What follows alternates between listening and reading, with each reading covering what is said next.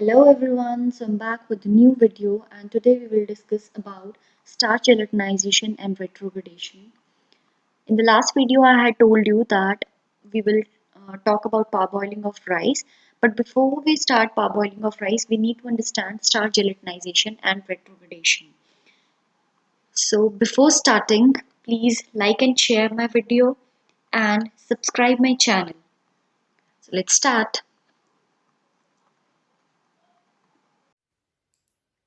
So today we will talk about the processes of gelatinization and retrogradation on starch, right? So what is starch first of all? Starch is a polymer of glucose monomers. बहुत सारे glucose के जो monomers होते हैं उनको बना के आपका एक पूरा स्टार्च बनता है जिसका फॉर्मूला है C6H10O5, right? It is colorless, tasteless and odorless, insoluble in cold water and alcohol. So specifically cold water इसलिए मेंशन किया गया है क्योंकि starch is soluble in hot water, ठीक है, and not in cold water, ठीक है. जो आपका starch है it is basically of composed of two constituents. एक है amylose एंड दूसरा है अमाइलोपेक्टिन.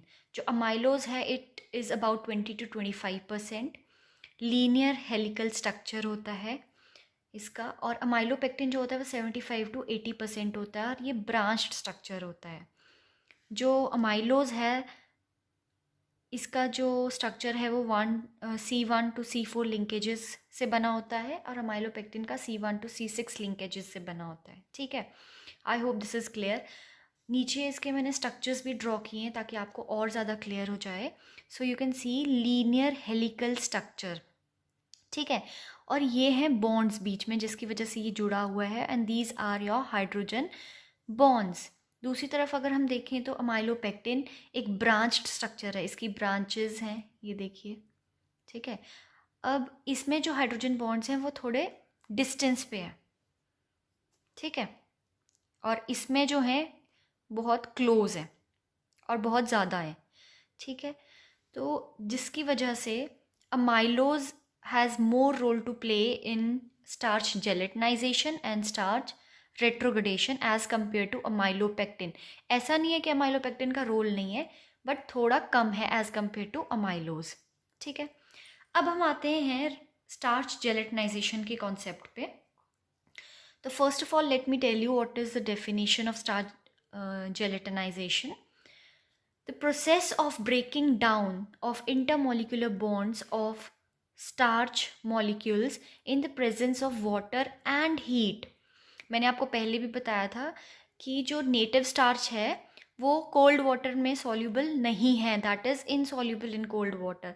बट जब हमने हीट अप्लाई किया तो जो उसके इंटरमोलिकुलर बॉन्ड्स थे वो ब्रेक डाउन हुए, ठीक है. So present in the presence of water and heat allowing the hydrogen bonding sites to engage more water, ठीक है.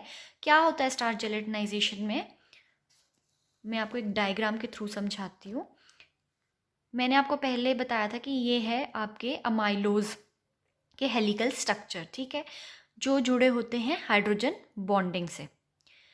बट जब हम स्टार्च को हीट करते हैं इन द प्रेजेंस ऑफ जब हम उसको डिज़ोल्व करते हैं इन द प्रेजेंस ऑफ हीट, तो क्या होता है, वाटर जो है वो हाइड्रोजन बॉन्ड्स को तोड़ देता है और अपनी जगह बना लेता है बीच में द वाटर मॉलिक्यूल्स, ठीक है. और क्या होता है कि वाटर जब किसी भी चीज़ में एब्जॉर्ब होता है तो आपको पता है वो जो स्ट्रक्चर है वो थिक हो जाता है, उसकी वजह से जलेशन हो जाती है, ठीक है. ये हो गया. तो इसको बोलते हो स्टार्च जेलेटिनाइजेशन, ठीक है. बहुत सिंपल है, डेफिनेशन आपकी ये है, स्ट्रक्चर आपका ये है. स्ट्रक्चर से आप समझिए कि जब जो अमाइलोज होता है उसके बीच में, या अमाइलोपेक्टिन भी हो तो भी उसके बीच में जो बॉन्ड्स होते हैं, हाइड्रोजन बॉन्ड्स होते हैं, उनको जब वाटर जो है तोड़ देता है और अपनी जगह बना लेता है बीच बीच में और जेल लाइक स्ट्रक्चर फॉर्म कर देता है, उसको आप बोलते हैं starch gelatinization, right. And then comes your starch से रेट्रोग्रेडेशन कैसे होता है। तो मैं आपको बता दूं कि पहले हम डेफिनेशन पढ़ते हैं, उसके बाद हम डायग्राम के थ्रू समझेंगे कि स्टार्च रेट्रोग्रेडेशन होता क्या है। सो रेट्रोग्रेडेशन takes place when the amylose and amylopectin chain is cooked. Gelatinized starch realign themselves as the cooked starch cools, and as a result of which some water is lost from the structure, which is the process is known as synersis. अब क्या है, ये कह रहे हैं कि जब भी आपका जो अमाइलोज है, या आपके यहाँ पे अगर अमाइलोज का स्ट्रक्चर भी होता, उसको जब हम कुक करते हैं, cook in the presence of water and heat, ठीक है, तो क्या होता है, स्टार्च जेलेटिनाइजेशन हो जाती है। और जब हम उस जेलेटिनाइज स्टार्च को थोड़ी देर के लिए कूल डाउन होने के लिए रहने दें, और जब वो कूल डाउन हो जाता है, तो क्या होता है कि जो जेलेटिनाइज स्टार्च होता है वो रीअलाइन करता है अपने आप को, और जो वाटर होता है उसके बीच में, हाइड्रोजन बॉन्ड्स के बीच में, वो लूज होने लग जाता है स्ट्रक्चर से, ठीक है। और उस प्रोसेस को बोलते हैं सिनर्सिस, और इस कंप्लीट प्रोसेस को बोलते हैं रेट्रोग्रेडेशन, ठीक है। आई होप आपको समझ आ गया है कि ये जो हाइड्रोजन बॉन्ड्स बीच में थे, मैंने इस वाले डायग्राम में बताए थे, इनको छोड़ के वाटर मॉलिक्यूल जो है वो बाहर लीच आउट होने लग जाता है, और इस प्रोसेस को आप बोलते हो सिनर्सिस। जो ये पानी बाहर आने लग रहा है, इसको सिनर्सिस बोलते हैं, और इस कंप्लीट प्रोसेस को बोलते हैं, जब वो रियलाइन कर रहे होते हैं अपने आप को, जेलेटिनाइज स्टार्च जो रियलाइन करता है अपने आप को, उसको बोलते हैं रेट्रोग्रेडेशन। आई होप आपको ये समझ आ गया हो। एंड ये कॉन्सेप्ट हम इसलिए पढ़ रहे हैं क्योंकि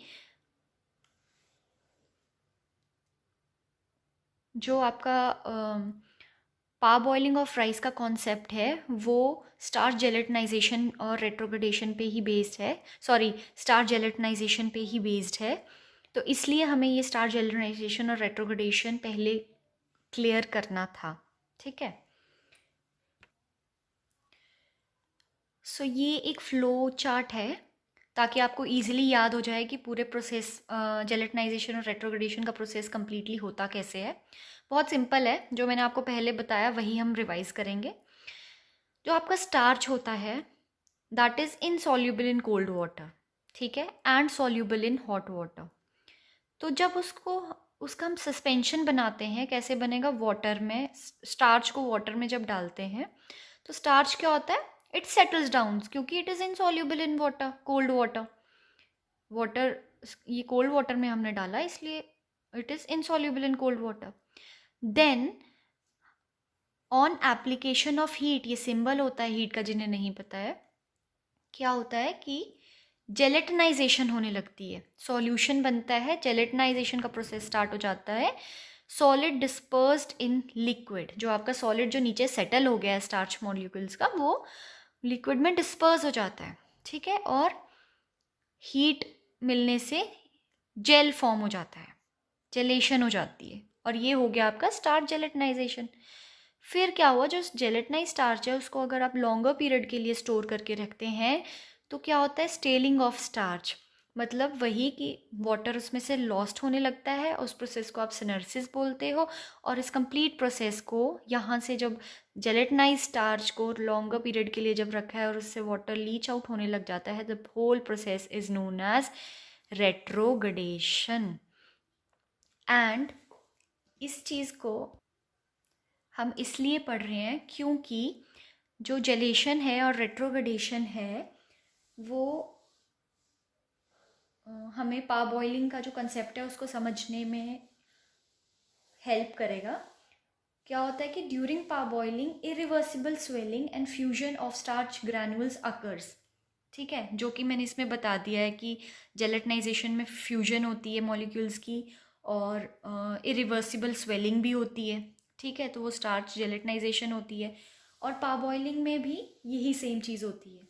starch changes from crystalline to amorphous form, वो हमने देख लिया अभी। And partial gelatinization of starch occurs, तो आपके पा बॉइलिंग में क्या होता है, पार्शियल जेलेटिनाइजेशन ऑफ स्टार्च होती है। अब नेक्स्ट वीडियो में हम डिटेल में आपका पा बॉइलिंग का जो कंसेप्ट है वो कंप्लीट पढ़ेंगे कि